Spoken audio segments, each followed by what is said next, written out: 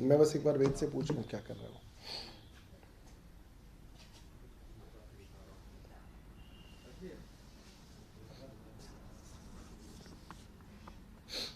इसने बड़ी मेहनत की है भाई। अरे प्रिंट ना निकालो मगर प्रोजेक्टर पे तो लगाओ, प्रोजेक्टर पे तो लगाओ। यहाँ आओ भाई, जल्दी आओ, जल्दी भाग के आओ, मैं बैठा हूँ वहीं। नमस्कार दोस्तों, शुरू करें। अच्छा वो आएगा बीच में क्रॉस करेगा। हाँ आएगा तो यहाँ से बुलाओ भाई, वेद को बुलाओ, वेद को बुलाओ, प्रोजेक्टर लगाएगा वो।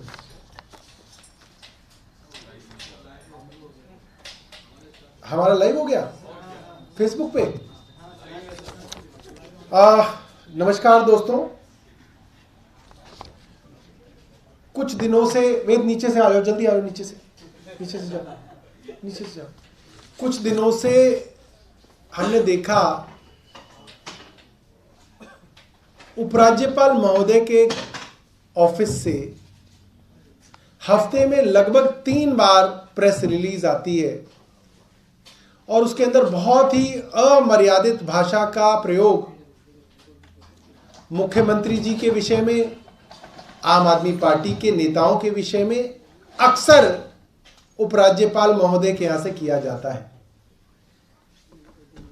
और हैरानी की बात तब है जब उपराज्यपाल महोदय बहुत बड़ा हाई मॉरल ग्राउंड, नैतिकता के ऐसे पहाड़ पे चल के प्रेस रिलीज देते हैं जैसे उनसे बड़ा संविधान का रक्षक कोई है ही नहीं और उनका राजनीति से कोई लेना देना ही नहीं। तो आज हम उनको एक्सपोज करेंगे कि किस तरीके से शुद्ध राजनीति करने के लिए वे एलजी ऑफिस का इस्तेमाल कर रहे हैं।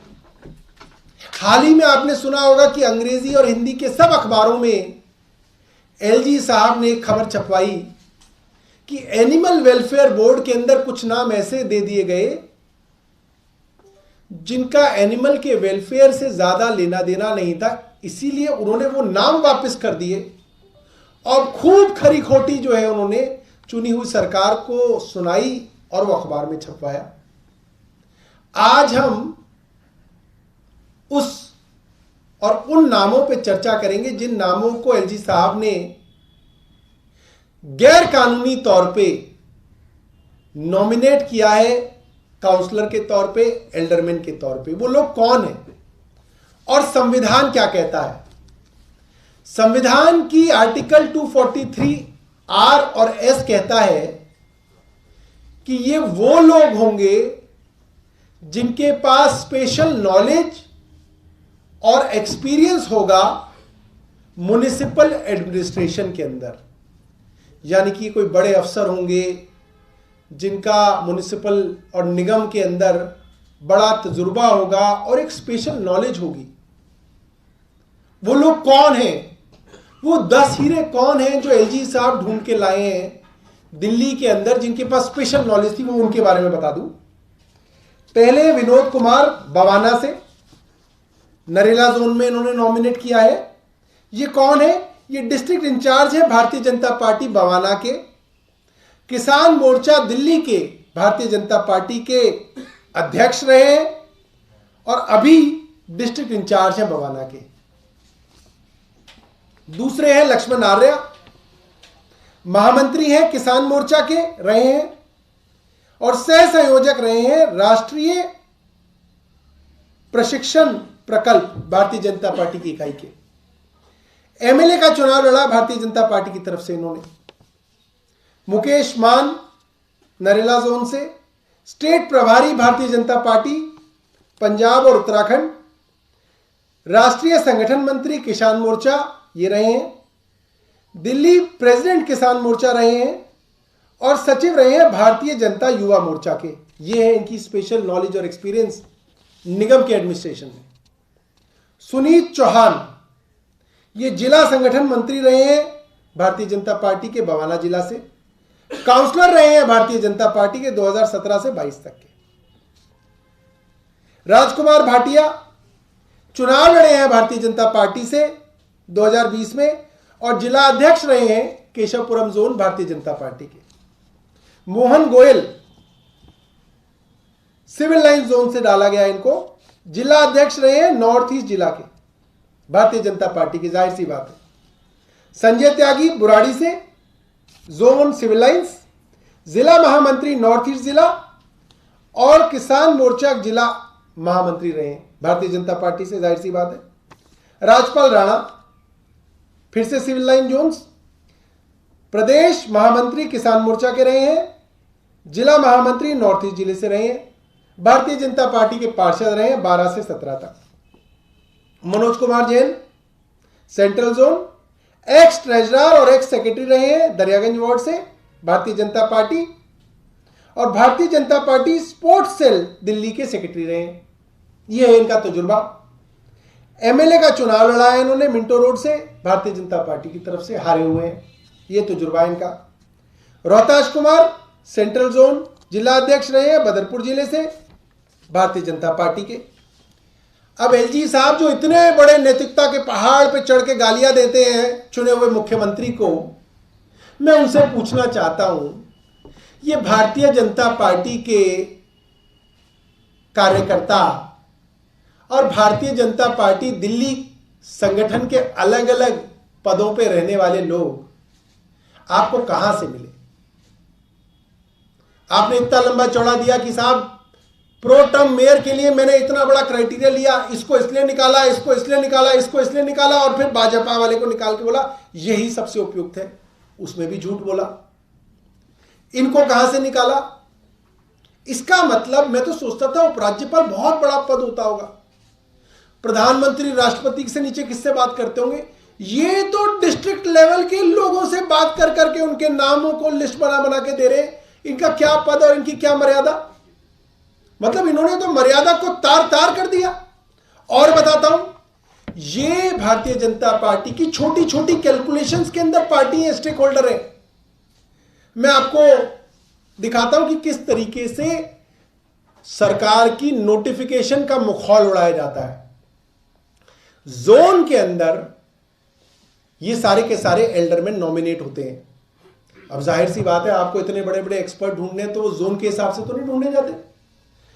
एलजी साहब भारतीय जनता पार्टी के छोटे छोटे नेताओं के साथ बैठ के डिस्कस करके, डिस्ट्रिक्ट लेवल के नेताओं के साथ बैठ के डिस्कस करके ये लिस्ट बना रहे हैं।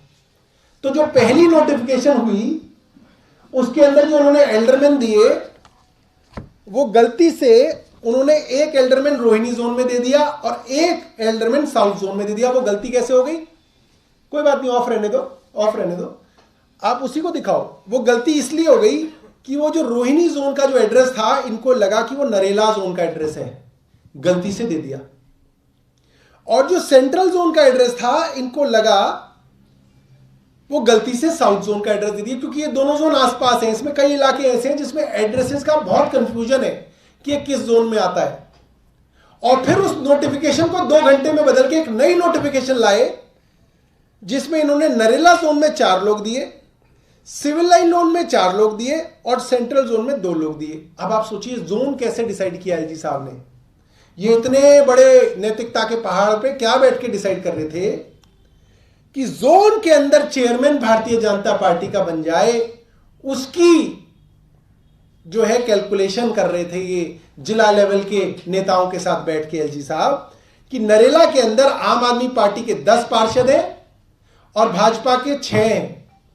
तो इन्होंने सोचा यहां पे अगर मैं 4 भाजपा के दे दूं तो ये आम आदमी पार्टी के बराबर आ जाएंगे, और हो सकता है जो चेयरमैन है और जो स्टैंडिंग कमेटी का जो मेंबर यहां से जाएगा, हो सकता है वो बीजेपी का चले जाए। ये काम कर रहे थे एलजी साहब।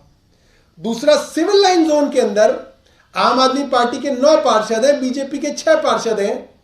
तो यहां भी एक छोटी मानसिकता, एक बहुत छोटी राजनीति का परिचय देते हुए एलजी साहब ने सिविल लाइन जोन में 4 आदमी जो है एल्डरमैन के लिए डाले, ताकि भारतीय जनता पार्टी के 10 हो जाए और आम आदमी पार्टी के 9 हो जाए, ताकि किसी तरीके से जो है भारतीय जनता पार्टी का एक मेंबर और स्टैंडिंग कमेटी में पहुंच जाए और एक जोन पे और इनका चेयरमैन बीजेपी का आ जाए। ये स्तर है उपराज्यपाल महोदय का। सोचिए। तीसरी गलती क्या कर दी इन्होंने?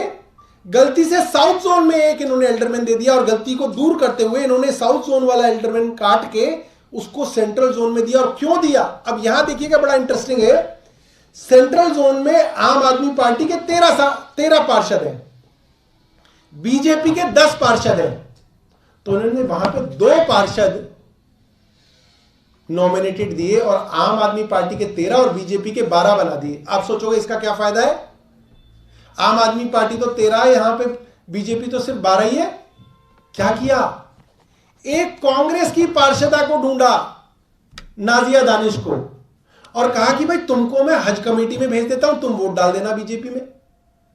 यहां पे भी सीधा कैलकुलेशन, ऐसा नहीं है कि कांग्रेस का कोई पार्षद रैंडमली इन्होंने बना दिया, नहीं, यहां पे भी कैलकुलेशन ढूंढी कि सेंट्रल जोन के अंदर कैसे बीजेपी का चेयरपर्सन बन जाए। तो यहां पे कांग्रेस के एक पार्षदा को लालच देके इन्होंने हज कमेटी के अंदर मेंबर बनाया, जिसकी चर्चा कल जो है मुख्यमंत्री जी ने की कि कैसे इन्होंने इलेक्टेड गवर्नमेंट को बाईपास करके, बेईमानी करके, गैर कानूनी अपने ऑफिस का प्रयोग करके इन्होंने एक हज कमेटी का मेंबर, एक कांग्रेस की पार्षदा को बनाया। अब आप सोचिए कि हमारे एलजी ऑफिस का और उपराज्यपाल का क्या स्तर हो गया है। ये जोन लेवल पे, जिला लेवल के भारतीय जनता पार्टी के नेताओं के साथ बैठ के ये लिस्ट तैयार कर रहे हैं, और वो लिस्ट गलत हो गई तो नोटिफिकेशन वापस करके नया नोटिफिकेशन ला रहे हैं। भाई आप क्या कर रहे हैं एलजी साहब, कहां से कहां आपने इस दफ्तर को पहुंचा दिया। एक और कल प्रेस रिलीज आई थी एलजी साहब की, और बड़ी हास्यास्पद प्रेस रिलीज थी। उसमें बोला इन्होंने कि मेरे पास जो प्रो टर्म मेयर बनाने के नाम आए थे, उसमें इसको इसलिए निकाला, इसको इसलिए निकाला, इसको इसलिए निकाला, और आखिरी में बीजेपी की पार्षदा को ढूंढा और उसमें भी झूठ बोला। अब मैं बताता हूं झूठ कैसे बोला। एलजी साहब ने बोला कि नीमा भगत और सत्या शर्मा के नाम लास्ट में बच गए। नीमा भगत एमए है, सत्या शर्मा बीए है। अब यहां तो नीमा भगत ऊपर आ गई, एलजी साहब फंस गए। उन्होंने तो 5वीं 10वीं वालों को ऐसे निकाला था, तो बोला कि नहीं, सत्या शर्मा एक बार मेयर रही है, और ये भूल गए कि नीमा भगत भी मेयर रही है। मतलब बेईमानी करी, वो भी गलत, कम से कम उसमें ही पक्के हो जाते एलजी साहब। नीमा भगत मेयर रही है 2017 से 18 में, और सत्या शर्मा मेयर रही है 2012 से 13 में। मतलब सत्या शर्मा तो फिर भी 10 साल पहले रही है, नीमा भगत तो 5 साल पहले ही रही है। अब एलजी साहब से मेरा जानना है, मैं जानना चाहूंगा कि भाई अब आपकी जो एलिमिनेशन थ्योरी थी, उसमें अगर इसको फट करो, इसमें तो फिर सत्या शर्मा एलिमिनेट हो जाएंगी, क्योंकि वो बीए है, नीमा भगत एमए है। फिर तो एलजी साहब फंस गए। अब क्या एलजी साहब दोबारा से नोटिफिकेशन निकालेंगे, जैसे एल्डरमैन का नोटिफिकेशन वापस लिया। अब क्या दोबारा नोटिफिकेशन आएगा कि भाई नीमा भगत जो है अब प्रोटम मेयर रहेंगी। अब ये बेईमानी क्यों हो रही है, आप इस बात को समझिए। ये बेईमानी इसलिए हो रही है क्योंकि एक प्रिसाइडिंग ऑफिसर जिसके पास सिर्फ एक मेयर का इलेक्शन कराने का काम था, उससे ये तीनों इलेक्शन जोड़ जबरदस्ती करके कराना चाहते हैं, और एक साथ कराना चाहते हैं। मेयर, डिप्टी मेयर और स्टैंडिंग कमेटी का इलेक्शन ये एक साथ कराना चाहते हैं। अपने द्वारा बेईमानी से लगाई गई प्रोटम मेयर के अंतर्गत कराना चाहते हैं। क्यों? क्योंकि मेयर जो कहेगी वो उस चुनाव में हो जाएगा। वो कहेंगी कि इसकी वोट कैंसिल, तो उसकी वोट कैंसिल हो जाएगी। वो कहेंगे कि इसकी मेंबरशिप कैंसिल, उसकी मेंबरशिप कैंसिल हो जाएगी। वो कहेंगे कि अब इनको भी वोट देने का अधिकार है, तो उनको वोट देने का अधिकार मिल जाएगा। फिर आम आदमी पार्टी कोर्ट जाते रहे, 5 साल तक कोर्ट में हम लड़ते रहेंगे। ये यहां पे 5 साल जो है बेईमानी से, चोर दरवाजे से भारतीय जनता पार्टी की सरकार चलवा देंगे। ये कारण है कि एक एलजी जैसे संवैधानिक पद पे बैठे एक आदमी इस बहुत निम्न तरीके की राजनीति के अंदर इतने इन्वॉल्व हैं, और ऊपर से उस नैतिकता के पहाड़ पे चढ़कर चिट्ठियां लिखते हैं। कभी मुख्यमंत्री को लिखते हैं, कभी उप मुख्यमंत्री को लिखते हैं, कभी किसी को लिखते हैं, कभी कुछ लिखते हैं। बहुत जो है मुझे लगता है कि शर्म की बात है दिल्ली वालों के लिए कि इस तरीके से उपराज्यपाल महोदय के ऑफिस का दुरुपयोग किया जा रहा है। बहुत दुर्भाग्यपूर्ण है। कोई आपके पास सवाल? और एक और झूठ इन्होंने बोला कि दोनों के पास 15-15 साल का तजुर्बा है। गलत है। इन दोनों महिला पार्षदों के पास 10-10 साल के पार्षद होने का तजुर्बा है, 15-15 साल का नहीं है। मुकेश गोयल जी के पास 25 साल का तजुर्बा था। सर एक सवाल है जी, कांग्रेस पार्टी जो गैर विचारधारा है, भाजपा को रोकने के लिए ऐसी पार्टियों को भी समर्थन देती है, महाराष्ट्र में शिवसेना के साथ भी। यहाँ आप लोगों की क्या कोशिश है, जो कांग्रेस के पार्षद है उसको क्यों नहीं आप लोग अपने पाले में ला पा रहे हैं, क्योंकि कांग्रेस का मेन ऑब्जेक्ट था भाजपा को रोकना। देखिए ऐसा कांग्रेस दिखाती है कि वो भारतीय जनता पार्टी को रोकना चाहती है। इस बार कांग्रेस के जो पार्षद जीते भी हैं, अगर आप उसका एनालिसिस करें तो भारतीय जनता पार्टी ने अपने कैंडिडेट्स इस तरीके के दिए, AIMIM ने कैंडिडेट्स अपने इस तरीके से दिए कि वहां पे कांग्रेस के लोग जीत पाए। कांग्रेस को जिताना भारतीय जनता पार्टी की बहुत पुरानी डेस्परेट कोशिश रही है, और यहां पर भी जो बाइकॉट की कॉल दी गई, जो कहा गया कि हम MCD के हाउस से वॉकआउट करेंगे चुनाव के समय, वो सिर्फ और सिर्फ भारतीय जनता पार्टी को फायदा पहुंचाने के लिए वो वॉकआउट की कॉल दी गई है। ये सब लोग समझते हैं कि कांग्रेस के पार्षद अगर वॉकआउट करते हैं तो इसका फायदा सीधा सीधा भारतीय जनता पार्टी को MCD में सरकार बनाने में होगा, और ये कांग्रेस की लीडरशिप जानती है। कांग्रेस के एक पूर्व विधायक मुकेश शर्मा ने कल ट्वीट करके इस बात को कहा है कि एक तरफ तो राहुल गांधी जो है वैचारिक लड़ाई के लिए अपनी भारत जोड़ो यात्रा निकाल रहे हैं, और दूसरी तरफ कांग्रेस के पार्षद जो हैं भारतीय जनता पार्टी को सपोर्ट कर रहे हैं।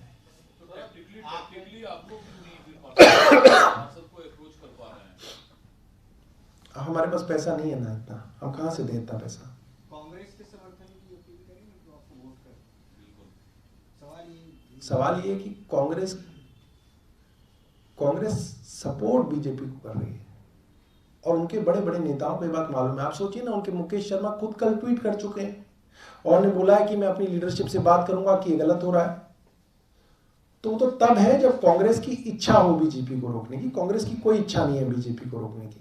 सर आप कह रहे हैं कि ये बीजेपी करते हैं, और ये ऐसा तो होता आया है, जब भी एल्डरमैन चुने जाते हैं इसी तरीके से आपकी पार्टी ने भी एल्डरमैन दिए थे। हम तो राजनेता ही हैं, हम कोई नैतिकता के पहाड़ पे लिख के चढ़ के चिट्ठियां कोई नहीं लिखते हैं। ये तो LG साहब चिट्ठियां लिखते हैं, अरे इस आदमी का नाम दे दिया, इसके पास तो क्वालिफिकेशन ही नहीं है। तो हम पूछना चाहते हैं LG साहब से कि भाई इनके पास क्या क्वालिफिकेशन है, और जो मेयर बनाया वो भी आपने झूठा बनाया, उसके लिए जो तर्क दिए वो भी आपने झूठे दिए, क्योंकि पहले आपने भारतीय जनता पार्टी का पार्षद बना दिया, फिर आपको लगा मैं झूठ का बचाव कैसे करूं, तो उसके लिए कोई झूठ का पुलिंदा बनाया गया जो कि झूठ है। LG साहब स्पष्टीकरण दें कि ये कैसे हो गया, दोबारा नोटिफिकेशन निकाले, क्योंकि LG साहब के मापदंडों के हिसाब से तो नीमा भागत बननी चाहिए प्रिसाइडिंग ऑफिसर। मैंने आपके सामने साबित कर दिया। तो सर ये विवाद खत्म कैसे होगा, किस तरीके से ये सदन चल पाएगा, क्योंकि जिस तरीके का हंगामा हो वो तस्वीरें तो सबने देखी, लेकिन दिल्ली वाले काम भी तो चाहते हैं। देखिए, नॉमिनेटेड काउंसलर्स हाउस में वोट नहीं दे सकते, ये बात एक स्थापित सच है। अब नॉमिनेटेड काउंसलर अगर वोट देंगे तो हम तो ऐसे होने नहीं देंगे। तो LG साहब लिखित पे इस चीज को कहें, डायरेक्शंस दें कि नॉमिनेटेड पार्षद वोट नहीं डालेंगे, और LG साहब सही प्रिसाइडिंग ऑफिसर का चुनाव करें। ये जो बेईमानी से प्रिसाइडिंग ऑफिसर को बनाया गया है ये गलत है, सही आदमी को बनाए जो मर्यादा है और जो हमेशा से प्रेसिडेंस रहा है। ठीक है जी।